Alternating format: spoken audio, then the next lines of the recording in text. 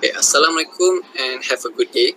For today, we are here to discuss about the importance of ethics in code of conduct in engineering field. From here, we can see there is two panel invited to speak about this topic, Mrs. Siva and Mrs. Siti Aisha. Regardless of whether your organization is legally mandated to have a code of conduct, every organization should have one. A code has value as both and have internal guideline and an external statement of corporate values and different level of position in organization, which is professional engineer, also known as IR, graduate engineer or inspector.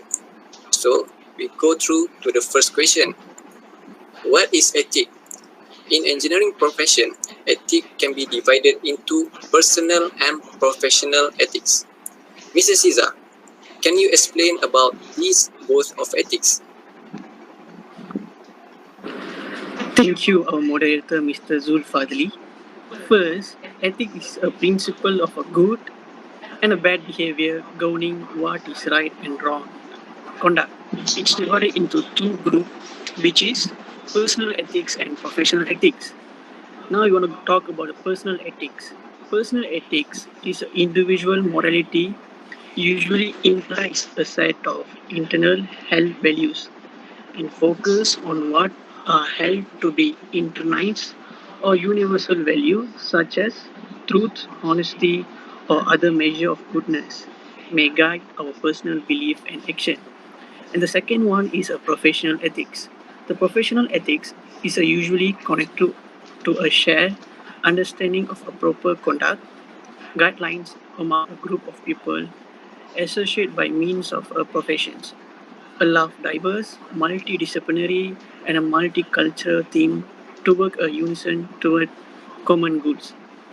In a simple word, ethics for engineers state that engineer requires honesty, impartiality, fairness, and equality, and must be dedicated to be a protection of a public health, safety, and welfare. Thank you. Okay, thank you, Mrs. Liva, for that explanation. Okay, we go to the second question.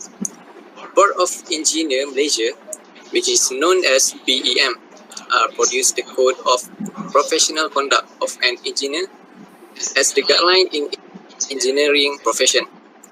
Mrs. Aisha, based on your experience as a NIOSH staff, can you describe main sections in this code? Okay, thank you to our moderator, Mr. Zul. Personally, as a NIOS staff, I can see a lot of main section for this code. One of them is a registered engineer should also hold a paramount the safety, health, and welfare of the public. And a registered engineer also shall undertake assignment only if he is qualified by the education, experience in the specific technical fields in which he is involved, depends on the degree that they took. And a registered engineer shall issue public statement only in an objective and truthful manner. A registered engineer shall act for each employer or client as a faithful agent or a trustee. So we can say that the main section of this code as a registered engineer shall conduct himself honorably, responsibly, ethically, and lawfully so as to enhance the honor, reputations, and usefulness of this profession. Thank you. Okay, I see. Okay, thank you for that explanation. Okay, we go for the next question.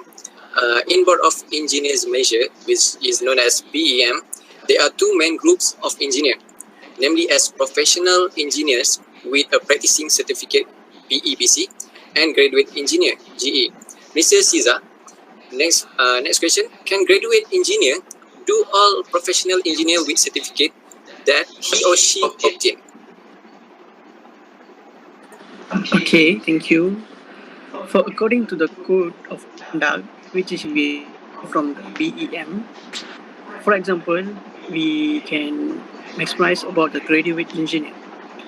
shall sign only those engineering documents that he has prepared or has been prepared under his control. Meanwhile, professional engineer with a practicing certificate shall approve and sign only those engineer documents that he has prepared or he has been prepared under his direction and control. So from this, we can see that graduate engineer does not have any qualifications to approve any engineering documents. That can sign only without approving those documents and should be approved it by a professional engineer or professional engineer with a certificate only. In any additional, graduate engineer have same role as engineer technologies and inspector of work. Thank you. Okay, thank you, Mr. Caesar. So that's the difference between graduate engineer and professional engineer with attesting certificate, right? Okay, next question. In Board of Engineer Malaysia, BM, there are two main groups of engineer, namely as graduate engineer and professional engineer. For this question, I would like to ask Mrs. Aisha to explain more about the requirement to become both group of engineers. Okay, there is two engineer, graduate engineer and professional engineer. Graduate engineer, which is a fresh grad engineer coming from the bachelor degree of engineering. So, what is graduate engineer? Graduate engineer is those who has successfully completed accredited engineering program, or they are finished their degrees program and then got the scroll or the certificate from the university. So since then they are called as a graduate engineer. Second is professional engineer. Professional engineer, in other words, we call them as IR, is a title for the professional engineer. It is a graduate engineer who has obtained the prescribed practical experience, passed the professional assessment examinations, and satisfied all other requirements from Board of Engineer Malaysia. So the difference between graduate engineer and professional engineer professional engineer have to attain the assessment examinations and all requirement coming from the Board Engineer of Malaysia. Okay, thank you, Aisha. So that's the requirement to become both group of engineer, right? Okay, if we go to the next question, Mr. Caesar, let's say I give you a situation where consulting engineering as an engineer, you have been asking by your client company to perform some study which is not in your area of expertise. The client insists you to conduct the study as soon as possible before your contract ended. Actually, your client doesn't want to hire a new consulting engineer to perform the study as a cost-saving measures. How do you want to handle this situation? Mr. Siva, please. Okay, thank you, Mr. Zul. That's a great situations. Okay, based on the code, we know that the consulting engineer should act according to Section 27, Code of Professional Conduct 27. A registered engineer should not. First one is converse or solicit professional employment. And the second one, offer to make by a way of commissions or any other payment for the introduction of his professional employee. And the third one, except are permitted by a board, advertise in any manner or a form in connection with his profession. And the last one, provide professional engineering service to any person unless the scope of such service are clearly defined in a written agreement between both parties. The answer will be based on the justifications given, basically according to the Section 27 of a Code of Professional Conduct. That is my explanation. Okay, thank you for that explanation. Okay, we go to the next question. Okay, Mrs. Aisha, as we know from Code of Conduct, a lot of acts for professional engineer and professional engineer with certificate are same. Unfortunately, Mrs. Aisha, there is slightly different between both of them. So, what is the difference between professional engineer and professional engineer with practicing certificate, and what types of plans can a professional engineer submit on behalf of his employer. Who bears the liability, the professional engineer or his employer in such cases? Okay, that's a very good question, Mr. Zul. Actually, when we involve in engineering field, we have to take very serious about this job because we are involving with a lot of life, every project, every job scope, everything is provided for the people. So, as a professional engineer, cannot submit any plan to the authorities except as provided for under Section 8A.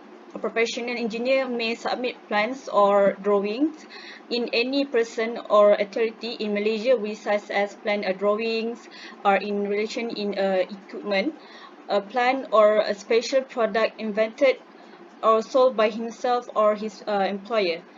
The professional engineer who submits such as a plan or a drawing will bear the liability even if his plan or drawing is not prepared by him, because in Malaysia, only professional engineer will with practicing can submit all the drawings, all the chops, all the stamp to the authorities, but professional engineer cannot do that, since someone who are very special and very specialist and very expertise about this field only can submit the drawings and all the plan to the authorities.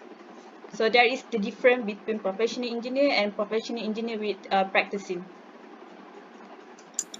Okay, thank you, Mr. Saisha. Okay, for the next question, Mr. Siza, can you elaborate what kind of strategies and mindset is required for a registered engineering technologies? What are the essential communication skills should an engineering technologist have to develop? Mr. Siza, please. Thank you for the questions. According to the Code of Conduct, as a registered engineering technologist, he or she should be objective and truthful in making professional reports, statements, and testimonies. She should include all relevant pertinent information in such as report, statement, or testimony, which should be bear the date of indicating when the information is current. And second one, a registered engineering technologies should respond within reasonable time to communicate from the board or any other relevant authorities of matter pertaining to his professional service, which means he have to be punctual and accessibility to his professional through verbal communication skill. Yeah, thank you. Okay, thank you, Mr. Siva, for the explanation. Okay, next question. In the section 3.1.2 of the new Code of Conduct of Registered Person, issued by Board of Engineering Malaysia, which is known as BEM, on October 2016, states that a registered graduate engineer shall check with due diligence the accuracy of fact and data before he or she signs or endorses any statement or claim. He or she shall not sign on such document unless, where necessary, he or she has met qualification on errors and inaccuracies. Can Mr. Aisha elaborate this statement by providing a suitable example? Mr. Aisha? Okay, thank you for the question. Alright, the personal engineering bodies to which specialize at associated in the Board of Engineer or BEM, which is a legal body represented by the Engineers Act 1967, and with which an engineer must enroll prior to he or she can be utilized or practiced as an engineer, to have their own code of ethic attended to suit their practically necessity as a per destination of each body established. And a listed professional engineer with practicing certificate will check with due with you. Ethics is the investigations of the profound quality of human activities. There is two types of human activities. The number one is professional ethics, manage the directions of the profession, and number two is the more specialized social orders, have composed codes of ethic. To achieve moral practice, an individualistic way to deal with the great ethics isn't sufficient. The design of the technique should be helpful for a person tolerating moral duty. What's more, certifying good commits, engineers need to change proficient practice that those in designing can act ethically by plan instead of unintentionally. This is just a large portions of reality. We should likewise have proficient technique that strengthen instead of a spot impedance in the method of a good activity. Polished skills such as specific arrangement of mentalities and expert disease an issue from a base of information in a particular region in a way that is level-headed and autonomous of person responsibility and coordinated toward the best interests of his customer. Okay, thank you, Mrs. Aisha. Okay, for the last question, Mr. Siva, why should university graduates register as a graduate engineers?